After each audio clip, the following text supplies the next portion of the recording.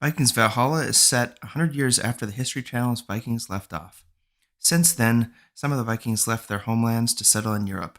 Under the rule of King Ethelred, many Vikings are killed in the St. Brice's Day massacre because the king wants to purify England.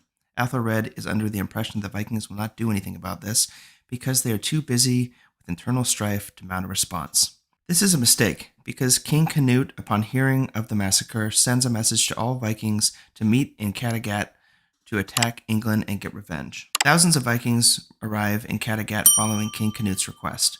Leif Erikson from Greenland is among them, but he is unaware of the massacre which occurred. He and his group are there for a different kind of revenge. They are there to attack Olaf Haraldsson for assaulting and carving a cross in the back of Leif's clanswoman Fridis. The Viking clans are engaged in a civil war between Christians and non-Christians, and Olaf is on the side of Christians. He wants to baptize all of the Viking clans. That had to hurt! He's also essential to the Viking assault on England because he lived there and he knows the region and its defenses well. This knowledge makes him a difficult target for Fridis and Leif. Leif's group is able to kill one of Olaf's men, but they are captured while doing so. Leif is put into the service under King Canute in exchange for saving Fridis' life. The Vikings' war party leaves for England, and at the same time King Ethelred dies of old age, leaving his son Edmund to rule. The Vikings make landfall in Kent and quickly sack the village. Emma of Normandy, King Ethelred's widow and the brains of the royal family, realizes England needs Mercia to have a chance against the Vikings. Edmund is sent to enlist Mercia to join the fight. Edmund is able to convince Eadric Striona to join the fight in return for additional lands for Mercia. While this is happening, Jarl Estrid Håkon sends Fridis to Uppsala, a temple of the old gods, to gain enlightenment. While on her trip, she's attacked and kills one of Jarl-Kari's berserkers. Jarl-Kari is another individual who wants to convert Viking territory to Christianity, but he is far more insane than Olaf. Kari learns of Fridis' vision with the seer at the temple of Uppsala and believes it's his destiny to kill her and bring an end to all pagan beliefs. Back in England, the Vikings attack London using a plan devised by Leif Erikson. The Vikings are able to capture King Edmund because he is a petulant child reminiscent of Joffrey from Game of Thrones.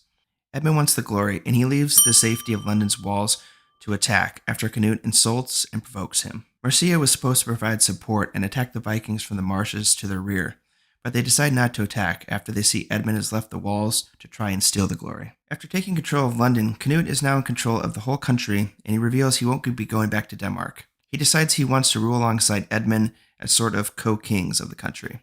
He kills Eadric Striona because he believes him to be untrustworthy. He lost his head. Canute also marries Emma of Normandy, solidifying his role as King of England. After Canute takes power in England, there is an uprising in Denmark that requires him to leave London. Canute installs his father, Sven Forkbeard, as a proxy ruler while he is away. Edmund briefly tries to enlist the royals to rebel against Forkbeard in England. This doesn't work because right after his meeting with the royals, Earl Godwin murders Edwin while making it look like an accident.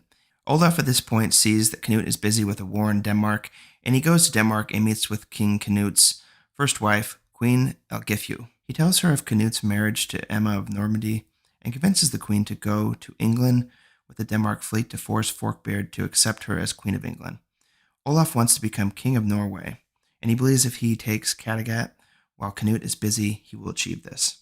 Olaf joins forces with Jarl-Kari, even though he's clearly crazy, and he's talking to an empty cage which he believes holds the seer from Uppsala. Jarl-Kari has recently burned down the village of Uppsala, and he believes it's his destiny to capture Kattegat and build a Christian church there. That was really unnecessary. Olaf is able to overpower the city of Kattegat, but Jarl-Kari is killed by Fridis in the battle. Just when it looks like Olaf has won, Forkbeard shows up with the Danish fleet, as he was able to find where the Queen Elgifu was hiding it. Olaf is forced to run away. Fridis sees Harold Sindergartsson, Olaf's brother, has been injured, and she rescues him before Forkbeard's men are able to land at Kattegat.